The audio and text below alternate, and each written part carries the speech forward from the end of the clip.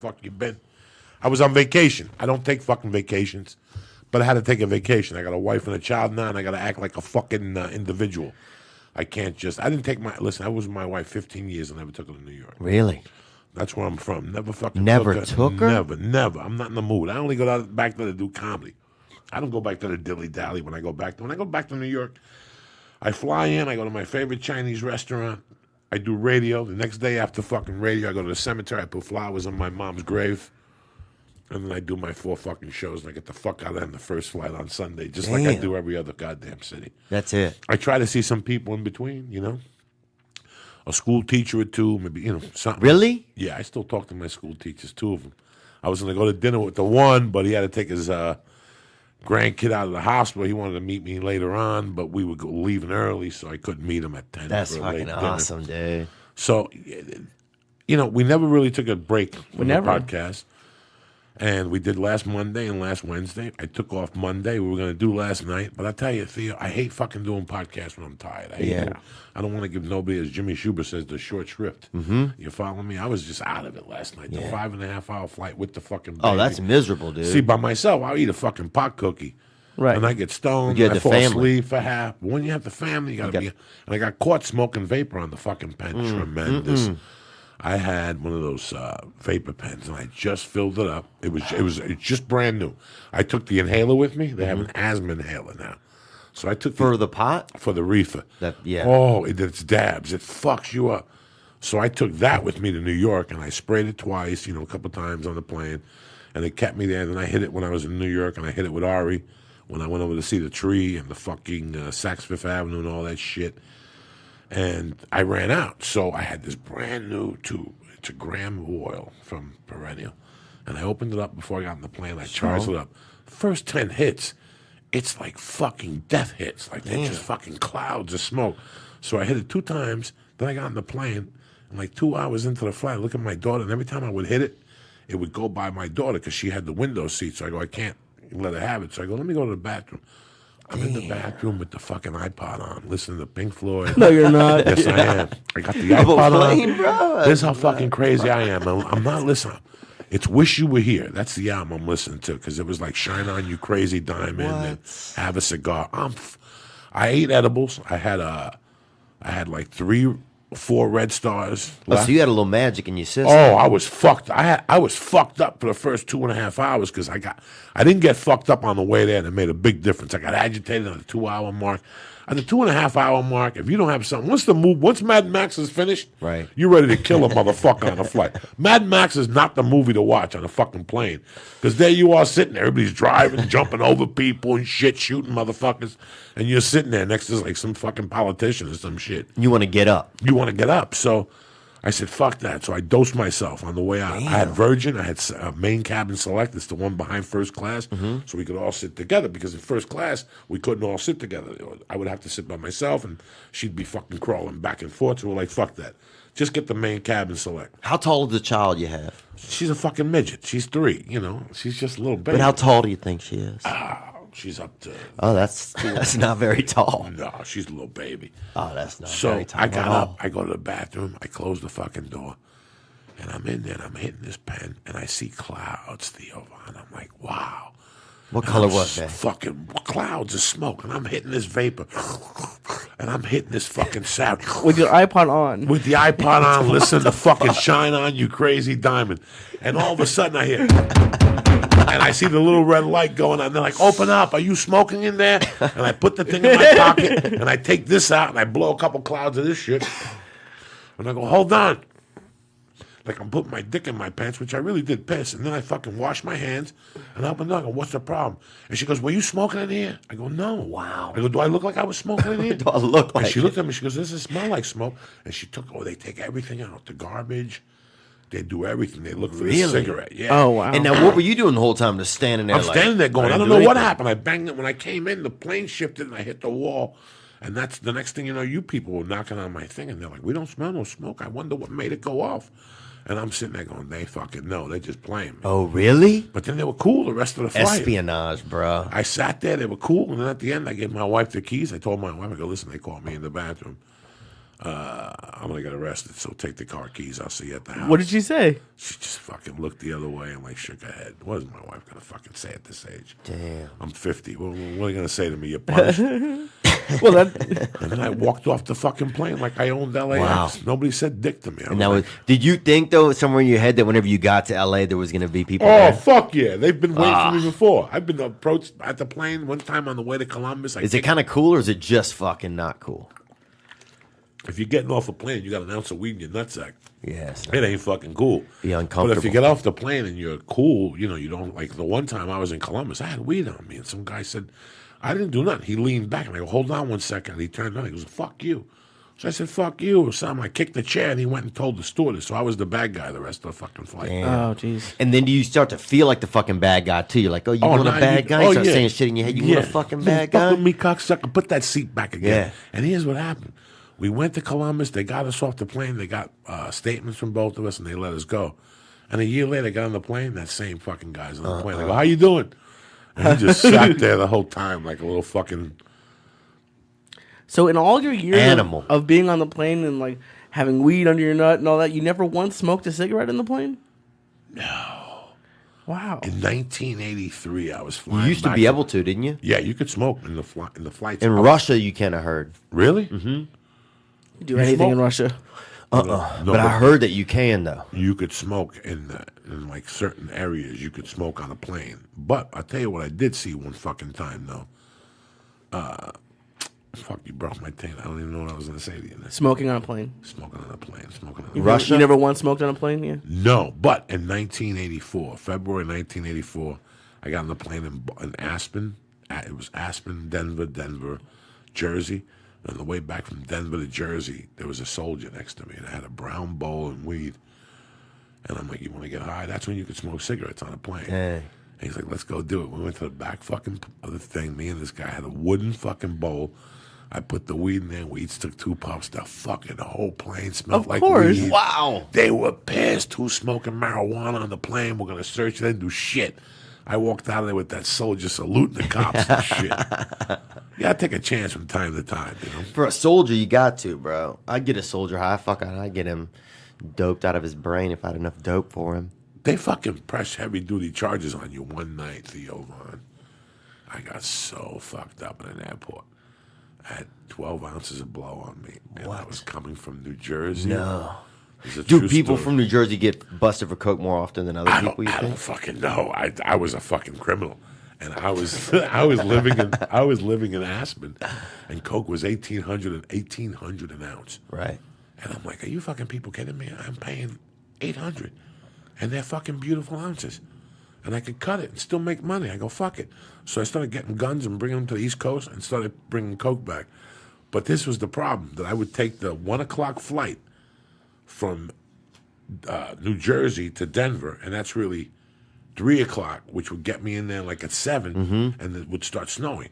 I still had to take a connecting flight from Denver to Aspen. That flight would always get canceled. Here I am in Denver airport with Geeked. 12 ounces of blow, geeked out of my face at the fucking bar. I remember one night I was at the bar just drinking, fucking doing lines in the bathroom, and I kept putting the coke in the locker. And I kept spending all my money in quarters, taking the coke out. And I became friends with a guy at a bar, and me and him started snorting. We got fucking lit at 6 a.m. I stayed in the airport all night getting fucking coked up, jerking off in the men's stall, in the fucking bathroom. That is dark and That is awesome. fucking, yeah. It's Dude, dark. that's the dark side. Oh, my God. That's the worst, bro. When you're just up with your fucking ideas, feeling your fucking pulse.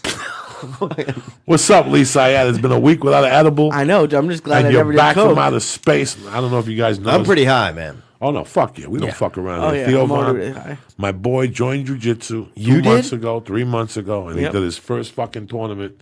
I've been going to jiu-jitsu for 2 Wait, fucking really? years, and I'm still scared of going to the tournament. Lee went Saturday. It's so much more fun than he practice. took 3rd fucking place. No well, way. out of 3 people. So No, bro. That's still, Look, bro. You know what place I took? No fucking place. All right, true. I wasn't there.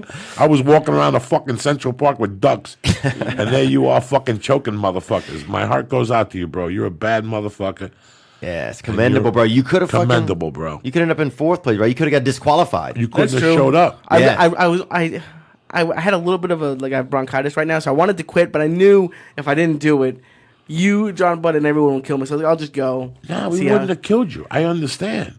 What was the match like? Tell me about the match. I wanted to see you play out the hand, Lee. I see. I was never scared of it. Like I've said, I've wrestled in high school. It was never good, but I knew I wasn't gonna like physically die, or occasionally someone breaks an arm or something. But that's not even the end of the world. I've been losing weight for the past couple of years, and it really kicked it into gear that I need to finish losing the weight because because it was a smaller tournament. I'm 228 right now. I was going against people who were like 290, 280. So it wasn't an ideal situation for me. Were you pretty did you smoke first? No, oh God, people ask me that, man. I can't imagine doing that high. Before jiu-jitsu. It makes it weird. When Javier was choking me that night and I was stoned out of my mind, I was like, I just had to laugh. It's a different world. Is it? Oh. Could you be high and do it? No. I tried a couple times. I almost had heart attacks. Oh, damn. Because when you start breathing heavy, your mind takes you away. Yeah. So, like when you're on an edible and you breathe heavy, like when I go to jiu-jitsu this morning, I was breathing heavy. Like I was having a hard time. Yeah, they used to, yeah. So if I would have done an edible, the edible takes your mind away. And all of a sudden the edible tells your mind, you're about to have a heart attack. And your fucking heart starts pounding just from listening to your mind. Oh, damn, it's not even true. It's sometimes fiction. just here I'll start having like a little bit of a little panic attack. palpitation. Like really? sometimes, Yeah. the edibles, let me tell you something, edibles aren't copacetic for everybody, man. They create a lot of anxiety. A lot of people say, I like smoking pot, but for me it gives me anxiety. Yeah. Then it's not good for you. It's not good for you at all if you get that uncomfortable feeling. There's times we eat fucking 8,000 milligrams of edibles, and it's an uncomfortable feeling. You go through an hour of like, Jesus Christ, this is terrible. I feel I'm pretty uncomfortable right now. I feel pretty high. Do you really? Yeah. Because I don't ever smoke, so I feel fucking When did you start comedy? pretty high, man. You've been around in L.A. for like 10 years, right? Yeah. So I started like 12, 2005. 13 years ago. Okay, because I know you were in L.A. You were really young, like 2005. You were doing something. I was young, man. Do you ever miss the weight? Do you ever miss the weight, bro? I miss eating what I want to eat. Yeah. I miss, I didn't care. Like, how much would at you eat? all. Would you just eat the fuck out of something sometimes? Yeah. Oh, I that worked sounds nice, man. I worked. Really? Yeah, just fucking get whatever you want. Oh, just it's fucking great. put it in your mouth. It's like even football. Like it's depressing for me. I don't watch football. Like I used to watch football all day, and I would get a large pizza and 12 wings, fucking 6 Diet Cokes. Oh, wow, just great. Just and not even fucking worry about living it. Just not even worrying about it at all. Did you ever sleep on a fucking like piece of crust or something? Like you were just eating like a fucking monster. Not normally. Like we used to do this podcast at 6 a.m. And I would work What? nights. Yeah, we did it for like a year for like at 6 We a.m. started at 6 a.m. And I was working nights on a TV show, so I'd go from there to here, and then I would it'd be like 8 in the morning, and I'd be getting Jack in the Box. Damn. And like sometimes I'd just pass out From eating it? Well, no, just from all these things. But then I'd pass out, but like the wrappers would still be on my couch or something. It's terrible. Oh, okay. Because you never hear like people's like fucking eating stories. Everybody tells their weight loss story. Like I want to hear I when you miss was it. just Oh. fucking hiding chocolate in your fucking cheeks, man. When you're just filling your gills up. I used to go. I love got these up to stories. 315. That was the highest I ever got. Yeah. At a certain point, I was every night getting 2 packages of Reese sticks and 2 either Swedish fish or gummy bears. And Reese's sticks? Yeah. Oh, those are the best. Are they good? Those are still the best. Yeah. I can't have them. I can't have them, but those are the best. And then either Love that Swedish story. fish or gummy bears. Yeah. And just have them. And I would tell myself I would have I would have 2 of each the next day, but it would never happen. Wow. So And I you'd miss eat them all, huh? I miss that. Now I have a fudgicle, and it's depressing, but Oh, it still tastes. yeah. It still tastes good, but it's not. It covers the spread, Yeah. but it ain't what you really fucking want. That's the worst. Now, you grew up where? Louisiana. How far from New Orleans? A suburb? About 40 miles, 45 miles. So your family's eaters. Yeah, our family's like, we didn't eat a bunch of food, but we ate as much as we had, pretty much. I mean, I've had 3 experiences in New Orleans. Yeah. And 1 outside of New Orleans. And all my experiences have always been around food. It's Yeah. a very food culture. It's People a love very to eat. foodie culture. And depending where the fuck you go, they'll hit you with some alligator, Shrimp po' boys. shrimp Yeah. po' boys like a motherfucker, Oh, they'll fucking... When I went to shoot grudge match. We shot that in New Orleans. But, you know, I was low man on the totem pole, and they put me in a hotel where they give you all the meals are inclusive. Yeah. And at first, I was like, I'm not going to fucking eat in no fucking hotel. Oh, my God. The hotel food was good. Every fucking meal was world class, and it was all like a 7-course. Like, Yeah. Start to finish, Jesus. salad, dessert, appetizer, you know, everything was fucking delicious. So it's a food culture. So, I mean, you're in great shape. You take care of yourself. Yeah, kind of. I mean, I like Do to you eat what you want? I mean, you have a great metabolism. Not- You work out a lot. Not as much. I wish. Yeah, I work out a pretty decent amount. I wish that I fucking started. I wish I actually ate more and like just like you would do, like you did, just like sometimes I just want to honestly just fucking It's fill fun. myself with fucking food and salt and fucking. It's fun sugar. for a little bit, but it's. I would give anything to be as skinny as you are. So it's Really? Yeah, man. I've never been skinny, so this is like a new thing for me. Oh wow, so your whole life's fucking feeling a little bit different on you.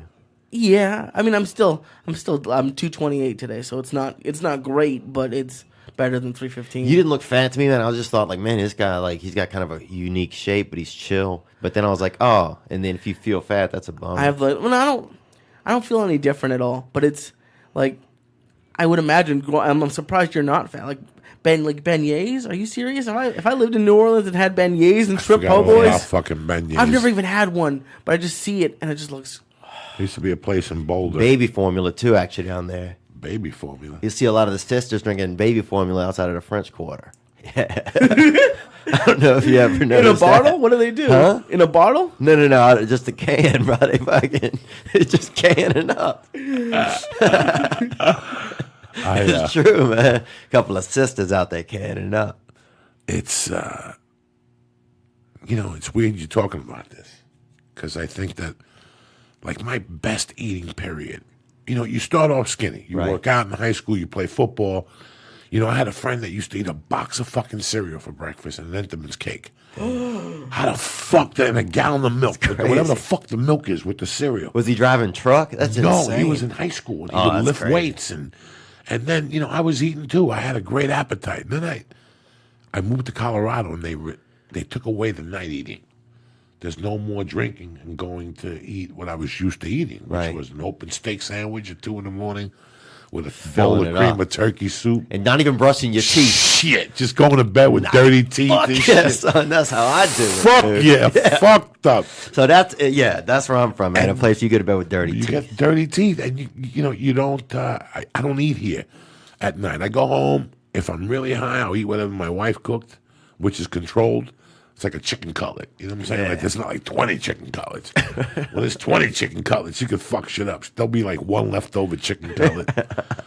I'll eat a chicken cutlet, eat an apple. You know what I'm saying? Just to. It's Yeah. crazy. I've been lucky all week. My mom has been here for almost a week. No and I way. haven't eaten this good in 4 years. She's She's making cooked. breakfast. She hasn't made. We've been sleeping a little late. She a couple days she made breakfast, but it's been like she made brisket. She made a couple kinds of different kinds of chicken, and it just Ooh, I like all of that. Man. stacked all my my entire fridge is full now for like I the like next few peach weeks. cobbler. Oh, she made icebox cake. Have you ever had that?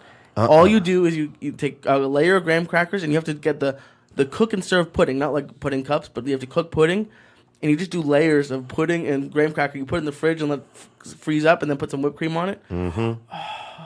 Paula's been talking about it for 3 days. She loves it. It's so good. Sorry.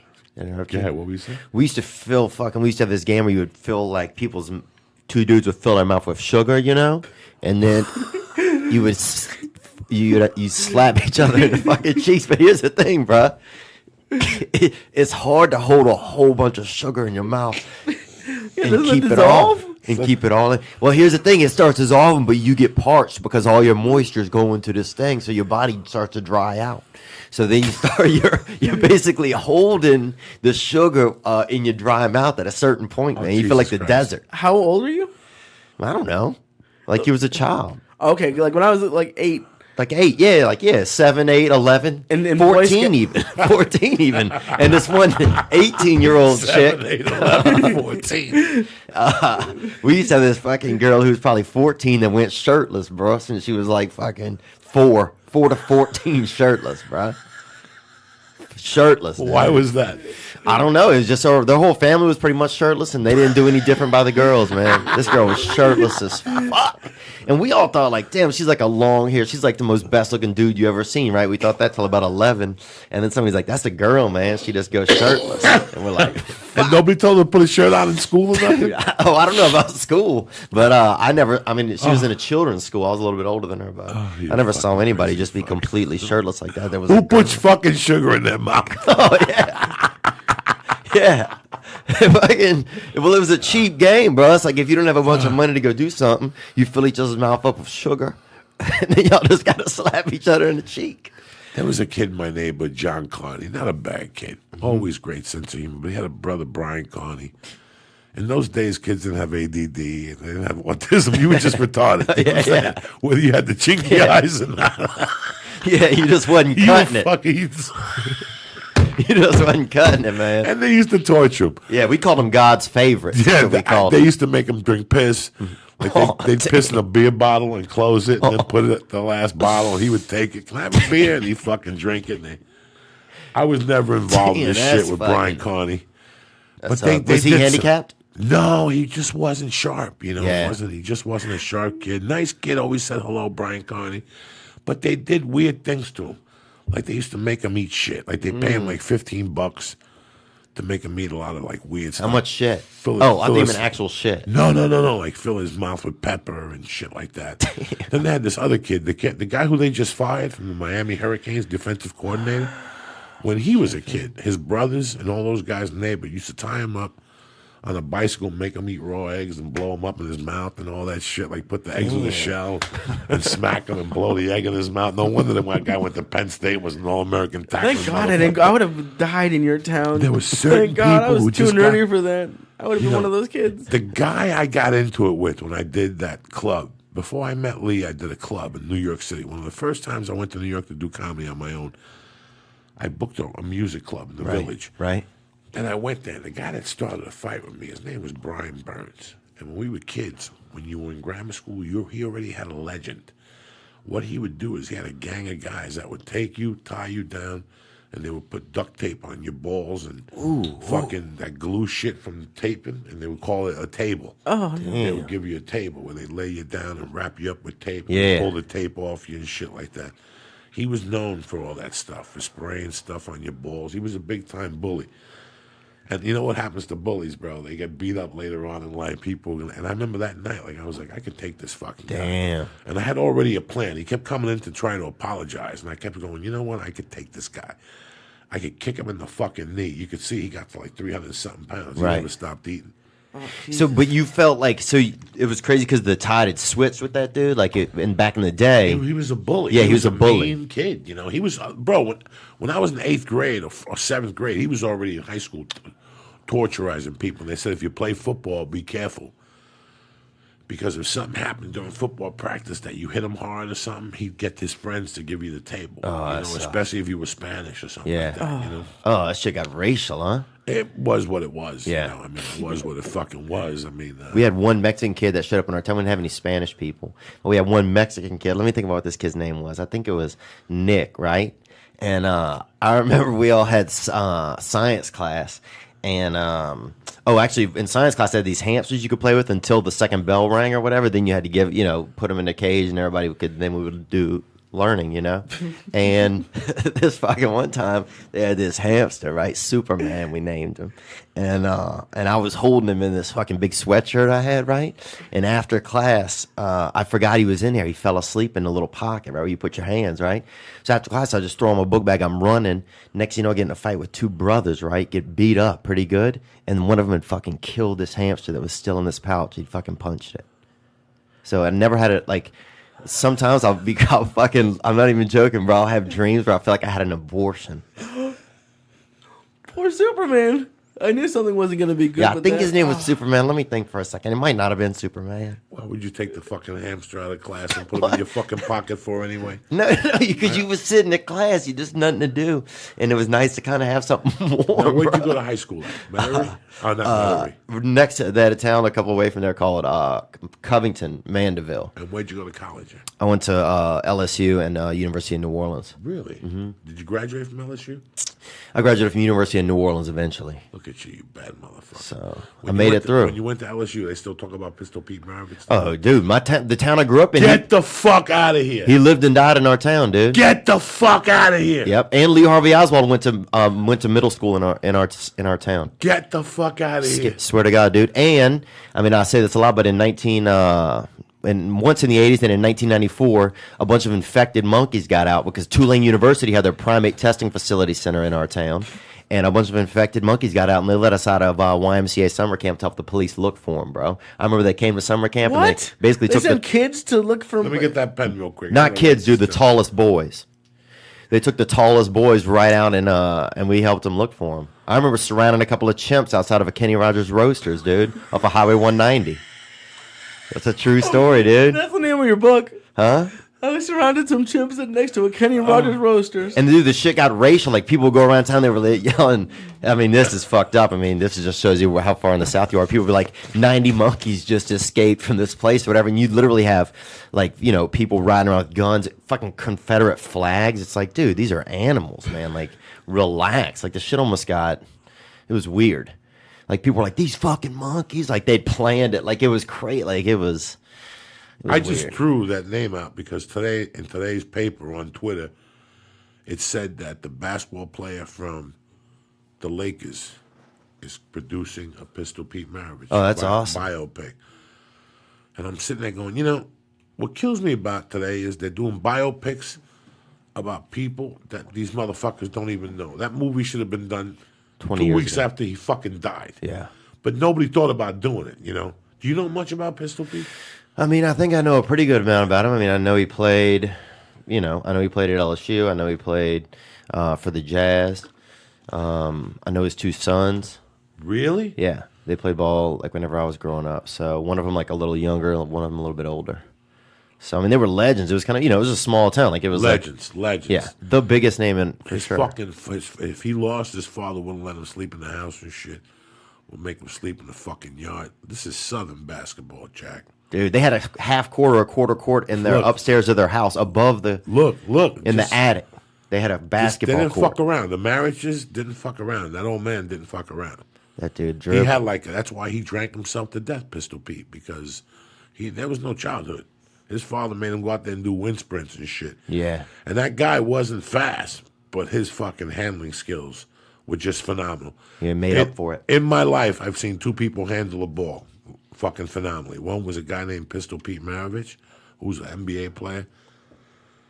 And another guy was a kid from South Carolina. His name was Jackie Galloon. White kid or black kid? White kid. And he played basketball on acid. That's why he didn't get drafted, because he was such a freak. But his handling skills, I saw him play, and I played against him when I got older. His handling skills were so fucking unbelievable, what he could do with a ball. And unless you see that, right, it's really hard to explain. Right. Even if you see Kobe Bryant pass or whoever, Stephen Marbury pass, it was nothing, or dribble, or the control that Pistol Pete had for a white guy. And he had a tragic life. I don't think he ever won a championship. I don't think he ever won a championship. I know, I think he still has the highest average per game for college. Right. Yeah, because he shot 90 times a fucking game. His father was the That's coach the or something. His father would say, "Fuck those four guys." Yep, literally. Shoot the fucking ball. Shoot the fuck those four motherfuckers. I heard he even tried to. Sometimes he would wear a completely different jersey. Like he would be on a team and they'd have play in a team, and then he'd show up in a total different jersey and be like, "I'm gonna play both you guys," and they'd be like, "You're out of your fucking mind." Dude was nuts, bro. But yeah, man, we got out to look for all types of chimps that had gotten out of that joint. You can still look for it online. They got some old stories about it. It's crazy because they had a lot of. Go on. Sorry. No, I grew up in New York City, but in my heart, after I saw different places, there was a couple places I wish I would have grown up. One would have been New Orleans. Yeah. The other would have been Houston. And there was one other place I wanted to grow up when I was a kid. I don't know why. New Orleans would have. I don't know why. I always thought New York would be really cool. You follow me? There's always places I'm very proud to be from Jersey. I love being from where I'm from. But it would be interesting. When I go to New Orleans and I'm driving around, I always go, how would I have turned out if I would have grown up on this fucking street? Well, I don't know about you, but I feel like the South You'd have gets a been bad mad. rap up north. But when I was driving, I drove across the country 3 times. I love the South. I love Everyone's nice. Yeah. It has nice weather. Like I felt like I got a bad rap when I was in Mass. People are fucking, I don't know. People are chill down there, man. But it's a lot of the same. Like you hear that, you definitely notice it's a lot of old fashioned ideas down there. Like people, the concepts are slow. But that's what makes the South the South. Right. Listen, that's what makes the South the South. I read somewhere that last week, when those guys, the terrorists, shot those people, that the neighbor said he suspected something, but he didn't want to call the police because he didn't want to seem racist. Yeah. Jesus Christ. Because he was too Crazy. politically correct. You understand? We're at a point in our lives where we're too politically correct. Look what happened yesterday. Fucking Trump makes that announcement against Muslims. His fucking rating is the highest it's ever been. It's like 35%. He's 20 points ahead of the fucking competition. 19 points ahead of the competition. I like, you like Sleepy Black? What's that? I don't know. What Ben that is. Carson? Oh Jesus. I can't vote, so I don't really know. Oh, you can't even vote? No, I got felonies, and I don't want to fucking vote. It's too much pressure. Then you got to be responsible for your fucking vote. I don't have that type of fucking conscience. So if you get a felony, you don't have to vote? You 10 can't. years. Oh, that's 10 awesome. years. I don't. You can't vote and you can't have a fucking gun. That's what they, that's the punishment they give you. Like, Yeah. really? So I can't vote and I can't have a fucking gun. I can see not having a gun, but what voting got to do with it? I was disappointed, but after I thought about voting, I go, you know what? It's too much pressure. It's too much pressure. I don't know how people just vote and move on with their fucking lives. Voting for me is like gambling. If I would have voted on fucking Obama, I would have been pissed off right now. You follow me? You're in a corner at the fucking movie theater because you voted for fucking Obama. That's what they should do to people. Like, if you make a bad vote and you voted for them, take 50 people out of each neighborhood and throw stones at them, you dumb fucks. They're all liars. And Drown people. Drown them. I don't vote. I can't. I got in a big fight with my mom and Paula when they were here. When there's no popular vote, I think it doesn't matter at all. Especially like where I grew up in Mass. There's no. If you vote for a Republican, you're throwing away your vote. Yeah. And then it doesn't make sense that the popular vote isn't the way it elects people. And then even if it did, they all lie anyways. So I don't get the point. What do you think you would dress like if you were a politician? Do you feel like you? Sometimes I think about that, like, would I fucking totally change the game and wear like like a wife beater or some crazy boots or something, Like if you were like, sometimes I think like, say if you was a governor or something, you'd be like, I'm gonna wear these crazy boots, or I'm gonna wear like a fucking dope jacket. If I was a voting American, if I really was a voting American, I wouldn't give a fuck about abortion. That's got nothing to do with the price tags. I want to know what you're going to do. The country's in this state of the country right now. What are you going to do to get us out of this state? Let's go step by step for your 2 terms. Let's go for the 8 years. Yeah. Give me the 8 years. How it's going to pan out. What are you going to do the first year? What are you going to take care of? What's second on the agenda? What's third? Yeah, Do I give a fuck about the homeless problem? Not fucking really. There's a ton of fucking problems we got to take in before we worry about the minute little things. Agreed. Homeless people want to be fucking homeless people. What do you want me to do? A lot of them are doing fine. A lot of them are doing fine. You see them over here at the end of 134 getting change, then they walk over to their fucking Corvette. I'm driving a fucking Subaru, hustling like a fucking savage, taking 2 planes a fucking week.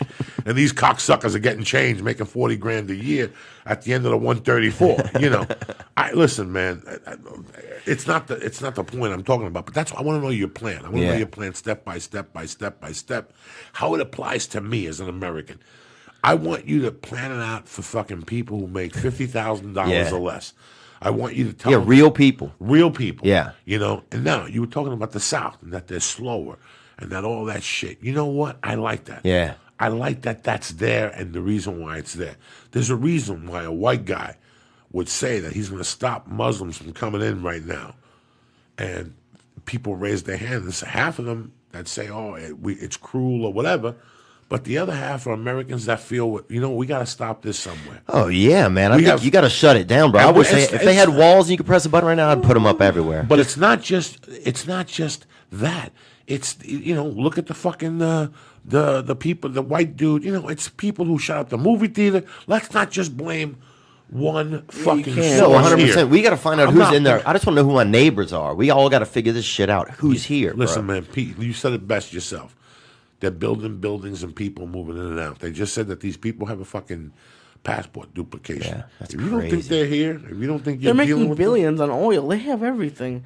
It's just, and I don't know because what are they going to do? They're going to walk. Are they going to go around They're now, here, bro. knocking on your neighbor's doors, like, hey, we're going to check all the Muslims out. Well, You can't. Not even Muslims, but even just regular people, you know? I don't pay too much attention. If Trump hadn't said the things he said about Hispanics and this stuff about the Muslims, I think a lot more people would be on board. Yeah.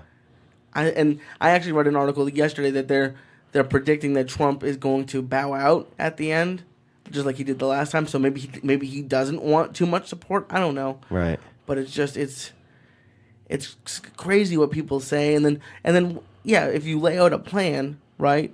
What happens when they don't do any of what they said? Yeah. Like I voted the first time for Obama, and he said like the whole thing, like 100 days I'll close Guantanamo. That was like the first thing he said, and it's coming up on the end, and that's nowhere near being closed. But maybe he didn't know that he couldn't close it. I don't know, but how do you hold them accountable? You can't. It's great. It's just like.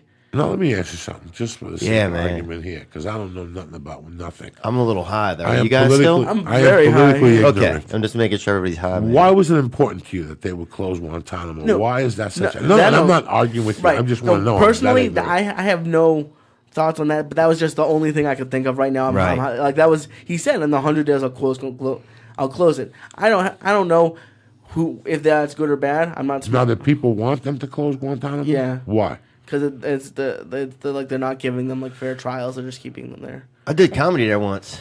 Did you? For Yeah, for the troops there, yeah, not the prisoners, but it was pretty would've been funny. pretty fun, I guess. I mean, I don't know, not for the. I mean, it's chill in there. The chicks only had like 7 chicks, not even that hot, but some of the guys seemed friendly, and we went swimming and everything. We had a good time. Now, what made you want to get on stage?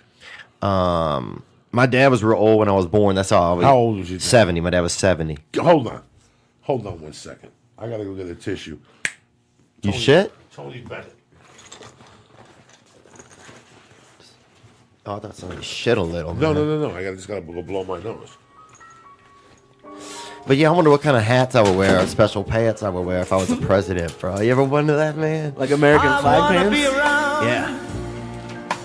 Yeah, like a little, you know. Up the pieces when somebody breaks your How's the podcast going? It's going good. It's on right now. Huh? I guess no. I mean, we could Do you talk. stream? Yeah, we're streaming right now on YouTube. That's fucking dope. That's so. Your dad was 70 years old. Yeah. That's crazy. How was that? How was it? Like, was it? It was pretty nuts, bro. So wait, who's high? You're high? I'm very high. Okay. Oh my Joey's God. high. Oh yeah, Joey. I'm high. I think most of the people listening. Do are I seem probably high. super high, you think? No, I thought it was funny when you said like gonna do learning. I think that was. Oh funny. yeah, man, I get caught up sounding like a fucking retard sometimes. I'm pretty high though. Like if I'm trying to think, like say if I wasn't myself and I came up to me Okay. and I said, fuck, that doesn't make any sense. And I said, Hi. fuck, what were we talking about? What were we talking about? Yeah, no. It's sometimes I wonder that like if I was sober watching a high Yeah. person, would I be able to know they were high? Dude, I wonder if you came up to yourself, bro, would you even like who you are? Would you be like, look at this bitch right here? Oh, that's deeper than I was thinking. That's sometimes I think I try to be. What were you Joe, thinking? what do you think? Me? Would you like yourself, honestly, if you met yourself, dude, being 100% and it's 100% honest? No, I don't even like look. I hate when I do a movie and I have to go watch it, or somebody makes me. I'm dreading watching this fucking special. You know, I'm dreading all that shit. I don't want to see me. I don't want to fucking hear me. I don't want to see my body. I don't want to see my physique. When is it? When is it special? No, we just shot something in Vegas. Oh, y'all did? How was it? Awesome?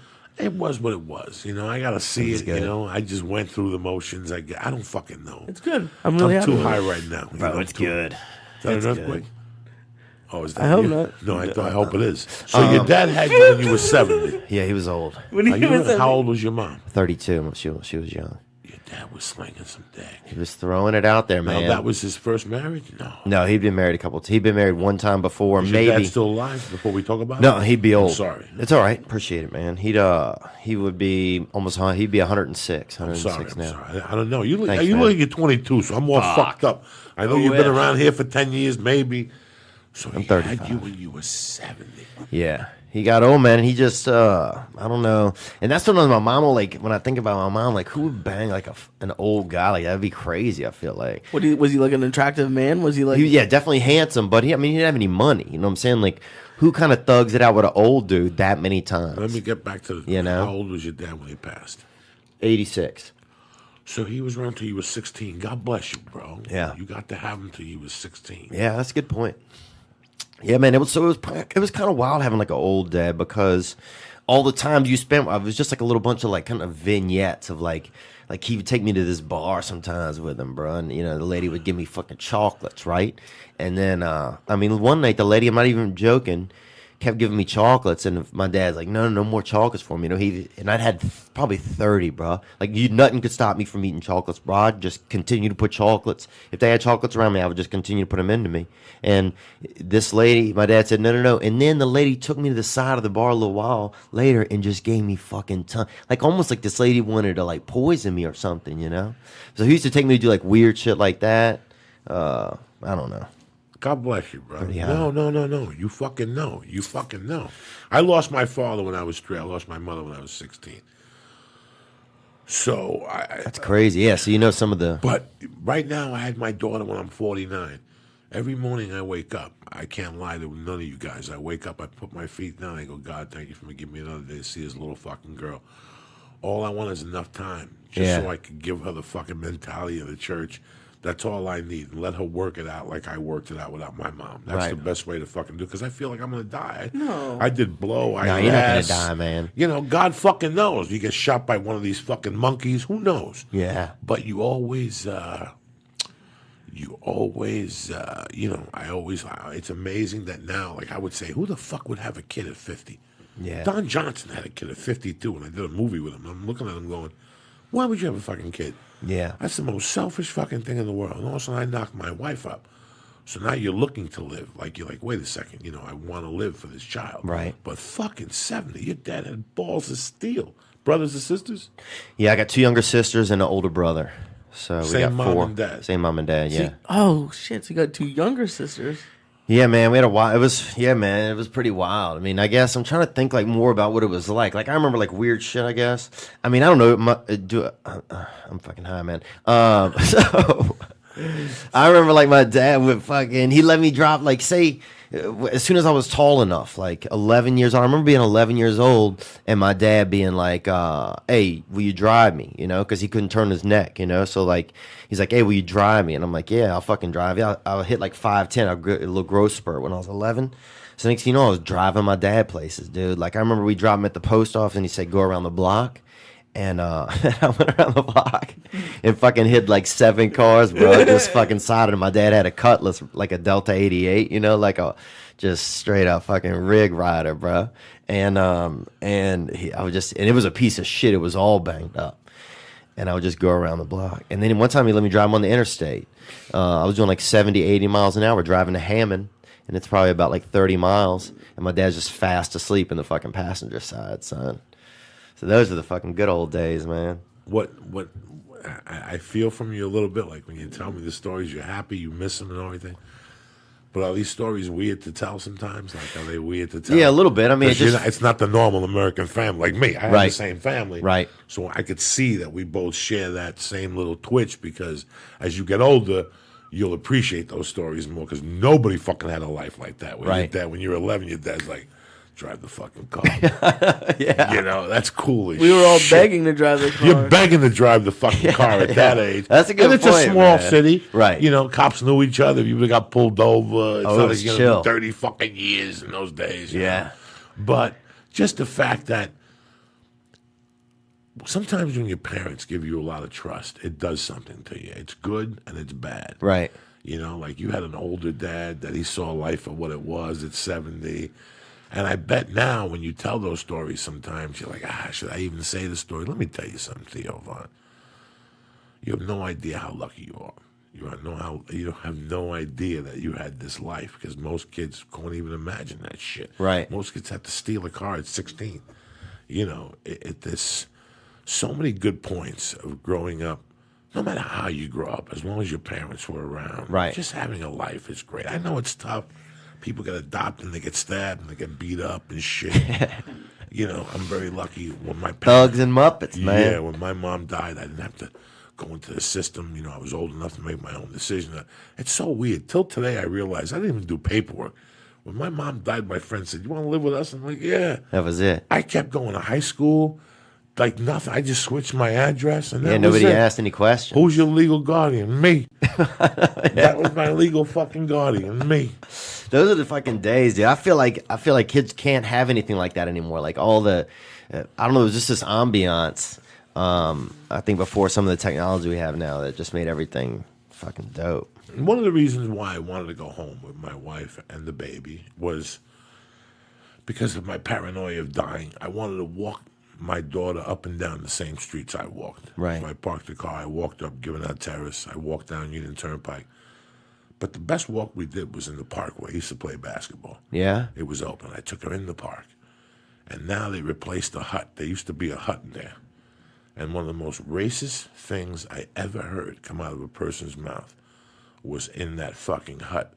That me and everybody in the park looked at each other and just kept fucking shaking our heads. Damn. There used to be a hut there. And the guy's name was Mr. Kennel. His 2 sons are still alive. Well, the one son's still alive. Nice kid. I always liked Jackie's his name. This has to be 1975. We're in this park, and we're just playing tag, whatever the fuck you play when you're 11 or 12. There was a basketball court, but in those days, we weren't allowed on the basketball court. The older kids were drunk, and unless they picked you, you couldn't fucking. So we just played, whatever, in the monkey bars and shit. Chilled. And that hut was there, and it was the summertime. And I'll never forget that Mr. Kennel was in that hut. And there was, you know, He was coming in there? no, he was sitting in there with a fan on him in this little hut, and the window was slid open. And he's sitting there, he's got his glasses on. Mr. Kennel's got to be 40. Right. And there's 8 Spanish kids, 20 Italian kids, 6 Irish kids, and 1 fat black girl. Blowing with him? With a huge, with a huge Julius Irving afro. She's the little kid. Right. She's got to be 10. She's just she's throwing rocks at the kids. They're all throwing rocks at each other. They're all having a good time. And all of a This sudden, shit is nuts. out of nowhere, one of the white kids spits at Marlo. And Marlo spits back at the white kid. And Mr. Kennel sees this. Now, we're over here. I don't know what the fuck we're doing. He sees this, and he slides open the window. And he pops his head out the window and goes, "Hey, don't let that nigga spit get on you." Right? This is 1975. He goes, "That shit'll go right through you." And he closed the window. And me and the other kids sat there and looked at each other like we had never heard. Like, I heard nigger on a Richard Pryor album. Yeah. Like, that was it. For him to yell it, that was the most rate. And Marlo just kept spitting at the white kid like nothing happened. Marlo didn't give a fuck. Damn, man. That is fucked great. up. Well, that hut is gone. My point is, the hut and its racism is gone, right? They had this kid that lived down the street from us named Boogie, and the dad was like a bus driver in our town, and he used to cut our hair, right? And He's a bus driver that cut hair. yeah, he was a bus driver that cut hair. And here's the crazy part. I didn't think about this. The only haircut he knew how to give was his own cut, right? Like the style he had, right? And it was a fucking. It wasn't even a style. It just looked like shit, right? So all the boys and most of the girls had the same cut in our town, man. Everybody looked jacked up. But were we talking about black people? Oh no. The priest yelled that shit, man. The first time I really wanted to go to New Orleans was when I read about fucking the mafia down there and how that guy ran the mob and how everybody thought that whole Kennedy assassination came out of New Orleans. It was also very interesting to me. Then I saw a movie called with Richard Gere and Kim Basinger. Fatal Attraction? No. Fatal fucking Attraction. That's the chick that shows her pussy. Oh, that's I knew it is Sharon Stone. Right. This is. What if Sigourney Weaver showed her pussy? Would you look or not? Fuck yeah, with that over. Oh, actually, I love that sexy over. No Mercy. No Mercy was a movie that came out in 1987 about white. 86. 86 about white motherfuckers killing each other in New Orleans, and the guy that was her boyfriend bought her. Bought her like that happens in New Orleans. He bought her from her mama. Right. He raised and they put her Woody Allen. Fucked her. She was beautiful. Kim Basinger. You imagine buying Kim Basinger when she's like 13? Oh, cheaper then. And just feeding her, That's a and just crazy feeding part. her steaks and fucking fattening her up. When she's 18, you give her a stabbing, you marry her. She don't know no different. You hide her from the world. What time is it? I have no fucking idea. It's been 1982 for days. You know what I'm saying? Don't ask. Do you think we all come from incest, really, when you really think about it? Well, we I'm have from to. a fucking island. Oh, then you have to probably have. There's incest. I know for a fact that my grandmother and my grandfather are like third cousins or something like that. So there's got to be, I'm retarded from bloodstream. You know what I'm saying? Something along, I know something happened. My uncle told me for the first time. He said something wasn't right? No, he told me, because you know that your great-grandmother and your great-grandfather were like third fucking cousins or something. That's why the maiden name is kind of weird. It's Valdez Malbarez or some shit. They just dropped the Malbarez or some shit. So it's an island. When you come from a fucking island, there's got to be incest somewhere along the line. I don't think I'd ever do incest, man, even if I think I had the hottest family member ever, bro. Ever. Think about that, though, dude. What Say about, if what every about cousin? Listen, I don't want to talk about incest on the church, though. Okay, my bad. We got fucking boundaries here. We can't be talking about incest. I had a cousin I wanted to fuck, too, as a kid. You know what I'm saying? I ain't gonna lie to nobody. I ain't gonna bullshit nobody. I thought you just said we couldn't talk about it. When I was a kid, I had sex with like Puerto Rican cousins. That means that's like crazy. Like your families grew up together, but you're not really blood. And they're like, you guys are cousins. Or some families encourage it. You guys should hook up. It would be a nice wedding. And I had sex with a little girl. That she wasn't a little girl. She had hair. I didn't. Wow. First time, Evie was her name. And she was older than me by a year. And I used to sleep over. One day she goes, look at it. And I looked at it. I almost fucking died. Really? It had hair on it. I sniffed it. Dang, you got down there, huh? Young fella. No, really. I didn't eat it. I just sniffed it, I think. And I fucking ran away. Yeah, that first smell is pretty strong.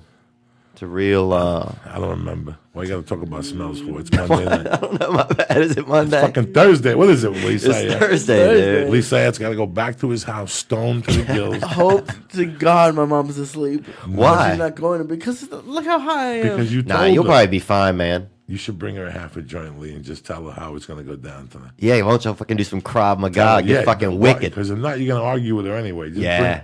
No, she knows. Bring home a half a bone, light that savage right in the living room. Yeah. No, as I was leaving, she was like, "Do you want me to freeze the food?" Because she made me a whole bunch of food. Wow. And I was like, hey, you know what? Everything we had tonight, just leave it out because I'm gonna want to eat that when I get home. And she's like, the whole breast. I was like, yeah, the whole nother breast. Damn. So I'm trying to think of what I was gonna say, man. What were we talking about?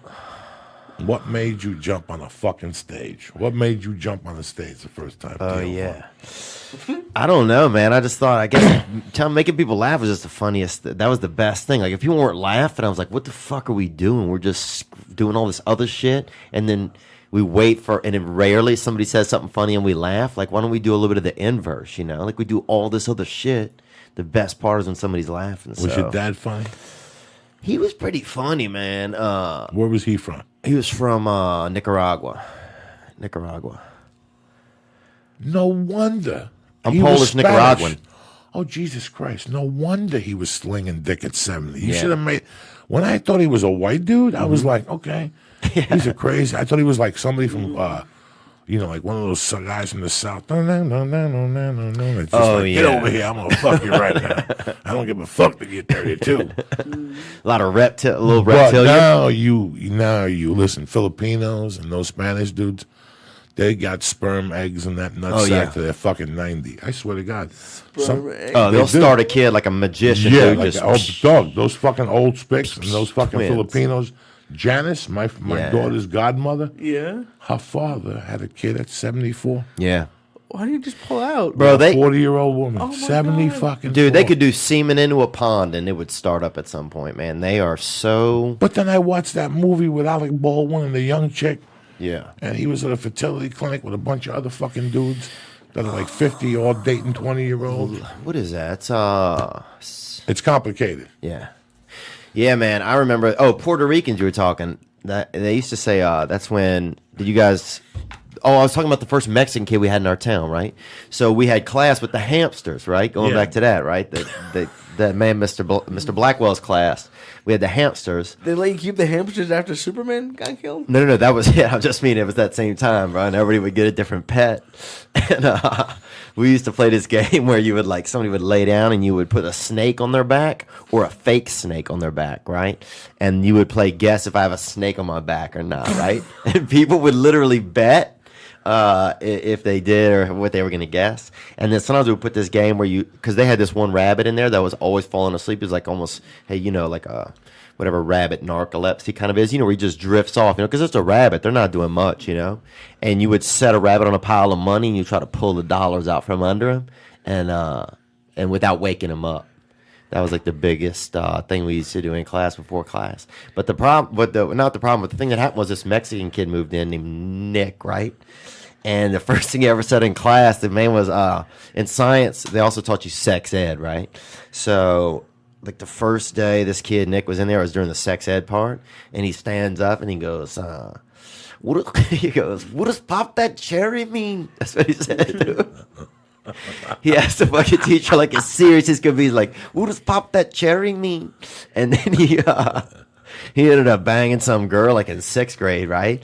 And she broke up with him, broke his heart, and he started to like rap music, and he wore this T-shirt that said Nick the Rapper that he wrote on it with a marker, right? But he only put one P in it, and it said Nick the Raper on it, the fucking shirt that he wore, and they fucking expelled him. They expelled him. That's racism. I guess he was Mexican. But see, Mexican didn't play a part in it. He was a bad speller, and he fucking was asking stupid questions. What does pop that cherry mean? Pop that cherry.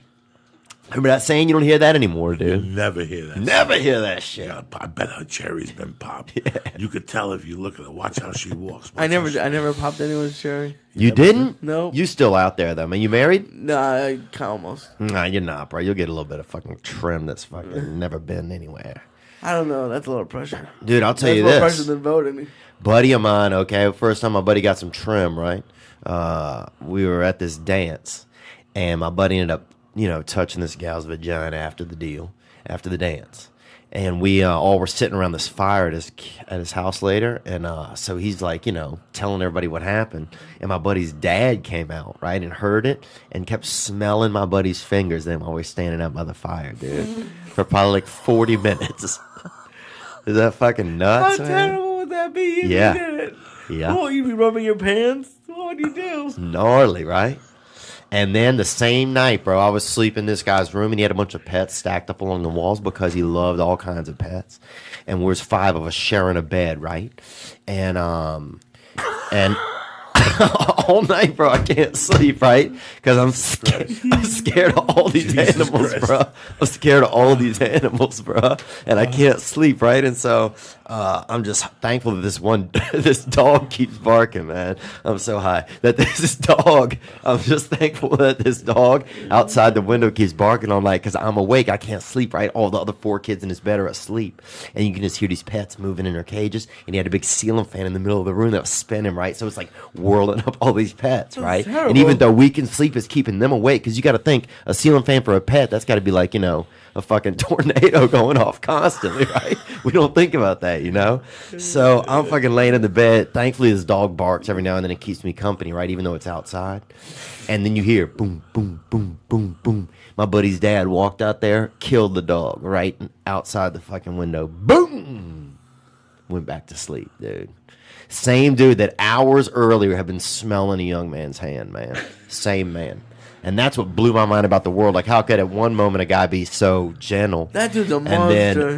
then 7 hours later be blowing a freaking animal's head open because it was barking.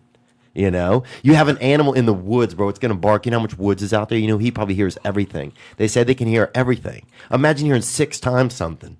You'd fucking be angry. You know, your neighbor. You know, 4 houses over. I don't know, man. I'm high, bro. First you talk about incest, and then you got to talk about killing dogs. So you got to bring me down. Sorry, man. Am I bringing you down? I haven't been that down since fucking. Oh, dog. I'm sorry. Since Lee told me his girlfriend don't do laundry. Oh, damn. I haven't been that fucking depressed. How are you gonna get the laundry done, dude? She doesn't live with me. Why would you do my laundry? I did my laundry. I didn't bring it to the thing. Bro, if you're really in love with her, you should fucking leave a load over there. When you go back 2 days later, see if it's cleaned or Her not. mom would That's do if it. it's love. No, but the thing is, she still lives with her mom. Her mom would do it. Oh wow. Her mom has offered. Fuck yeah, bring it over there. Fold the onions, put starch on them. Is her mom married to a brother or not? Have you ever No. had fucking... She's Mexican. Have you ever had Who's starch Arthur, in then? the underwear? Starch in my underwear? No, that sounds terrible. Why would you want starch? Fucking tremendous. Make you feel like an You adult. want soft. Yeah. Shit. Makes you feel like you have a checkbook. You know? It makes you fucking feel good. That's what I miss, bro. Look at fucking Lee. You got to go into the house now. How you going to act? Nick the Not Raper. good. Nick the rapper and shit. So what was the first place you got on stage? This place called Brown in down in Louisiana. There's a bar down there. And then I went on this thing called Semester at Sea, which is like a university, like a floating school that goes like you literally circumnavigate the globe. And I was in college, and they had an open mic on there, and they had a senior passenger on our cruise ship that had died, right? So they was keeping him in the freezer, right?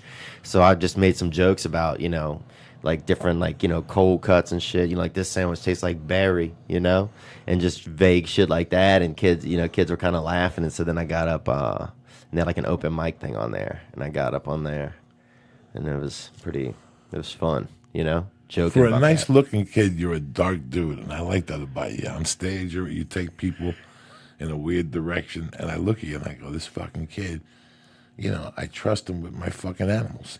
Thanks, man. Well, And not also that you're one shooting though. fucking dogs and you fucking incest. Well, a couple of brothers beat that animal up. I never did that. Superman.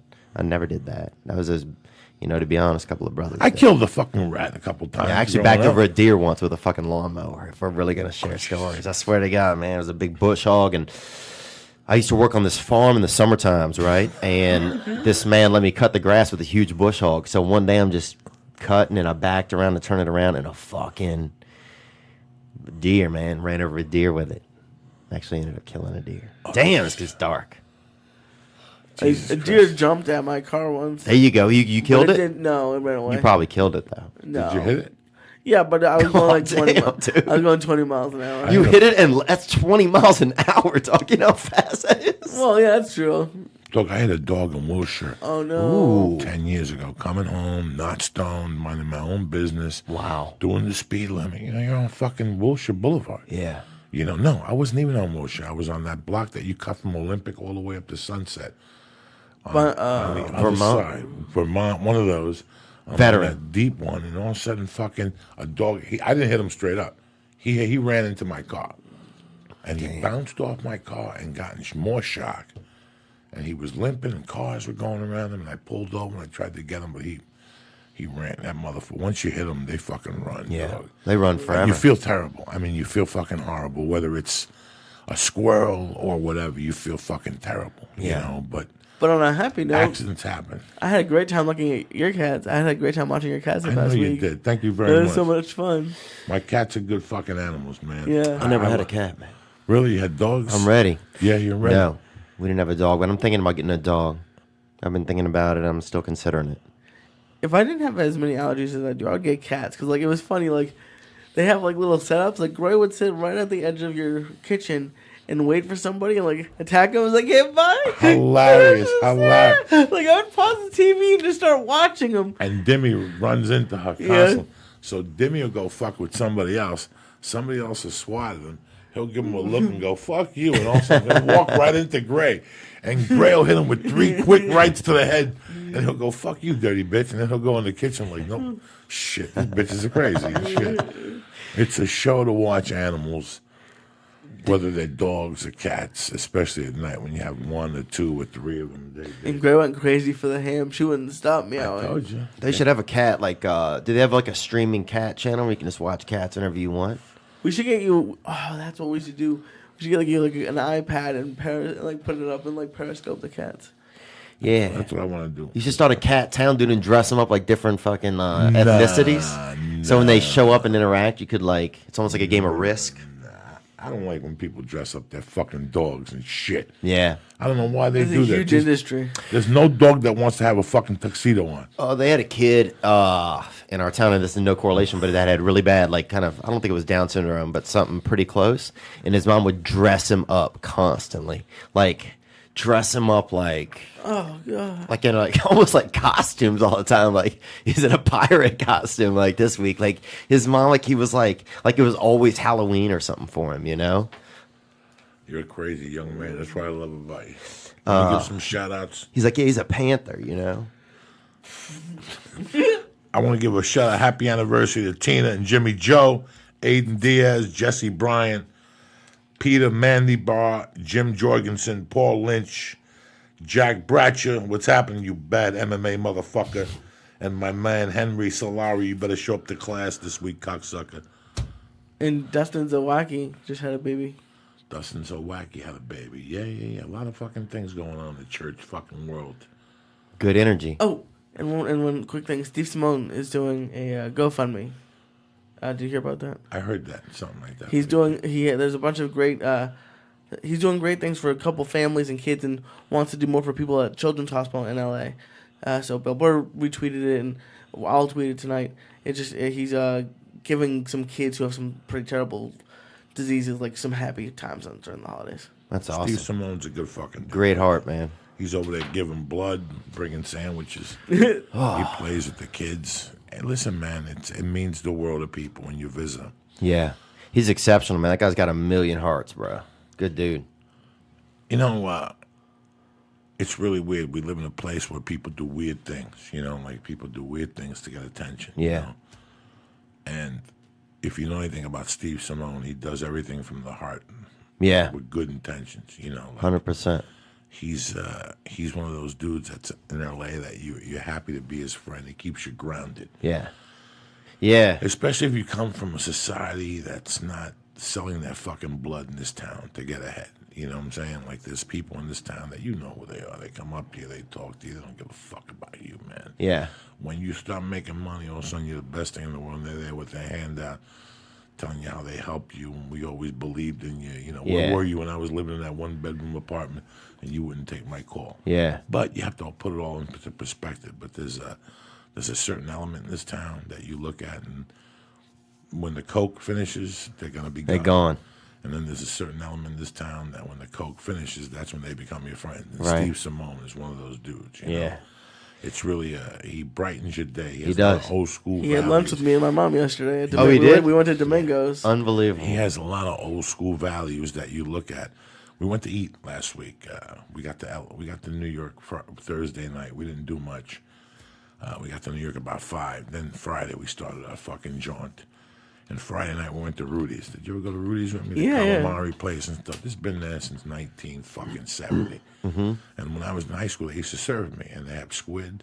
And that's what they're known for statewide. Like people go in there 24 Rudy hours squid. a day. Rudy squid. Yeah. Mussels with red sauce. Oh, I like You that. got mad at me because I was too nervous to buy something expensive, so I got ravioli. Oh, And you're like, and it was still delicious. It was amazing. It was amazing. Everything there is amazing.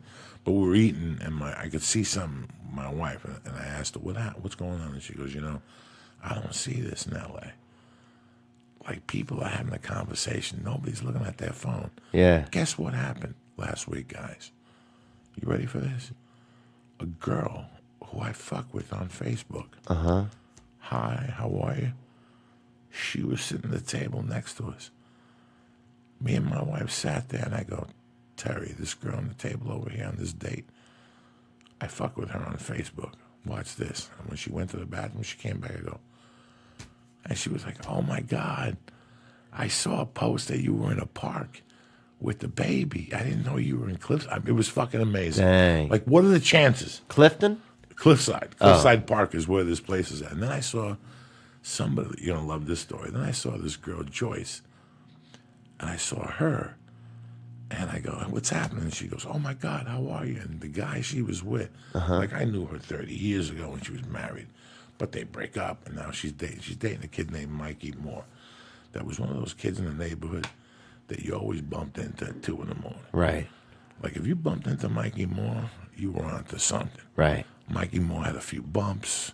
He knew there was a few bumps. He might have a Valium, but he was always solid. Like Right. Mikey Moore is solid, but he had a lot of claim to fame. Like Mikey Moore was one of those guys that people underrated. Yeah. And he'd light some motherfuckers up Really? from time to time. Like one time we robbed a Chinese restaurant delivery guy. We just took his fucking car, dog. First of all, we called the delivery to the park. Okay? You show up at the park. How do you say that? Delivered to the park? Can you fucking believe that? That's great. They said deliver it to 8. They deliver it to next to the park. And when the guy came, we fucking bum rushed him. We took the car. But listen to this. Mikey Moore delivered the Chinese food. He kept the and came back and gave me a little taste of the Vig. You understand me? After he dumped the fucking car, cleaned it off for Prince, the guy got hit in the head with like a bowling pin. Who the fuck robbed somebody with a bowling Can you pin? fucking believe That's it? gangster. Dog, it was son. next to this park. This place, this North Bergen is known for all these little parks, like 51st Street Park, and each park had a different personality, a different person represented that park. Like 64th Street Field, they were deep into fucking drugs and booze and fucking AC/DC and fucking music, and they fought, and, you know, they played football, and they were heads, but they fucking fought. You know, 88th Street had more of a little, that park had a couple dabblings of heroin up there. Yeah. And, A little you know, artsy? No, there was no artsy there, dog. You know, I was telling somebody my neighborhood stores were the Spick store and the Chink store. The Dragon Grocery was owned by a Chinese Cuban guy. That was the Chink store. And the Cuban place was the Spick store. And that was how artsy that was. There was no art district. It was the Chink neighborhood, the black neighborhood, the fucking Spick neighborhood. That's hilarious. Yeah, that's it, man. And the South is just like that. Black and white. I mean, you know, it's just black and white, though. That's the crazy thing. In our town, it's just black and white. That's what I would love about maybe like New York and New Jersey. It just seemed like you'd have so many types of people around there. That must have been awesome. So what made you wake up and say Los Angeles? Anybody call you? Yeah, I had a buddy, actually. I had a buddy who was like, come help me move, right? He lived out in San Francisco. So I was like, all right. I know, he's like, come out and hang out with me one weekend. So I got a plane ticket, came out to meet him, right? When I get there, he's like, I'm moving. And I'm like, what the fuck? Do you know I was coming in this weekend, right? He's like, nah, man, I'm moving down to L.A. And so I just went with him. And then I just stayed for a while, back and forth, and stayed. It gets you, bro. It's kind of like this thing here. I don't think I'll stay forever. Louisiana? Oh, I miss it every day, man. Really? Still? 10 years here. How many times a year you go back? Yeah, probably 4 times a year. 2 planes to go back? One plane to go back. And you Some drive the 40 nonstops. miles? Yeah, and then I drive. Just get a rental car. I got nieces and nephews now. I actually had a niece that was just born like less than 24 hours ago, a little girl. So Congratulations. thanks, man. Yeah, I'm pretty excited. Stella Blue, that's her name. So, but yeah, it's a chill place, man. Good family. Good to go home. You know, I love going home. I had you on the show for a reason, Theo. I just don't put fucking anybody from the store on the show, anybody like that. I like your work ethic. You know, I think you're a solid guy. When I got to the store, I noticed something. That the older guys were dicks. Yeah. They were real dicks. First week at the store, I got into a fist fight. Did you really? First week, dog. This last time back? No. 1997. Oh, okay. I get past February fucking 19th. Wow, I And wanna by hear this. February 24th, I'm already in a pushing match / fisticuffs in front of the Comedy Store. What saves me is Mitzi's getting out of her car. And she goes, what's going on, guys? And she sees me, and she sees the other guy on the floor, and she looks at me, and she smiles. So she knew what time it was. My first week as a regular here. I don't fuck around, all right? So I thought about you today, and I thought about why I was having you on. And I look at a lot of the guys at the Comedy Store, I give the utmost respect. Because for me to be a better comic, I have to be a better gentleman to you young guys. What's going to make me a great fucking comic is the love I give to you young guys. Not what I can pass on. I can't pass on nothing to you but addiction and chlamydia and a bad fucking fungi toe. What you can learn from me is what I didn't do and what didn't do, but the love I give you guys is the better I get as a comedian. And I know this because Those guys that used to fucking hate on me, boom, they're gone. They're gone. I don't even think Facebook's lets them on. Right. They're gone. You know, they're gone. And they were miserable at the end. They sat there and they sneered instead of sitting there and being supportive and giving that young guy a hug. I don't go on stage. I go on stage to do my motherfucking act, Theo. Right. And when I see you back there, you have my utmost respect because you could have canceled or faked an injury or done whatever. And you go back there and you fucking go up there and go give it for Joey and you fucking bang it. I've watched you. Yeah. Don't think I don't watch it. Yeah. So I want you to understand where I'm fucking coming from. Dog, I got into a beef. I remember one time, Theo Vaughn, what the fuck would you do if I said, come into the stage, there's nothing good to say about this guy, Theo Vaughn. What would you do to me on stage? You know, I didn't do anything, Lee.